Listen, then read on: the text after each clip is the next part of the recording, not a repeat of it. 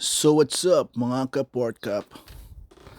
So andito po tayo ngayon sa SM City, San Lazaro. Kasama po natin ang ating family. Sa mga hindi pa po nakakapag-follow ng aking FB page, kindly follow Port Cup TV and Port Cup for my YouTube account. So it's a holiday date with the family here at SM City, San Lazaro guys. So pasyal-pasyal muna tayo kasi lumuwas yung aking family just to visit me guys kasi nalalapit na yung aking kaarawan. So ganyan po tayo sa ating pamilya, kailangan magkita-kita po talaga tayo kapag may mga special event and occasion. Because family matters most at nakasalubong po natin ng ating childhood BFF na si Paring Roy. Ayan guys, naglalakad-lakad na kami papunta sa aking magulang. At andyan rin po palang aking kapatid na bombero na si FO242 guys. So lumuwas din talaga siya guys para magkita-kita lang kami magkakapatid guys.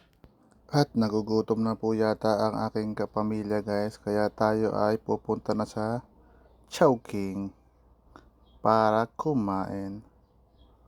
Yan guys, yung aking best friend. Dito rin po siya nagtatrabaho guys sa SM City San Lazaro.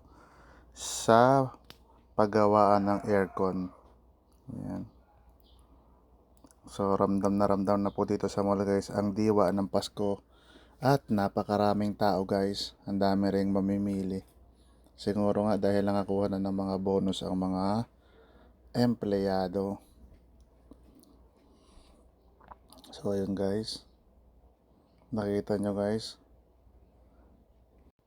Di mahulugan sa dami ng tao guys. Ayan. So yun. Ang Dep Store. Nakakatempt pumasok sa loob. Lalong lalo na kung madami kang dalang pera guys.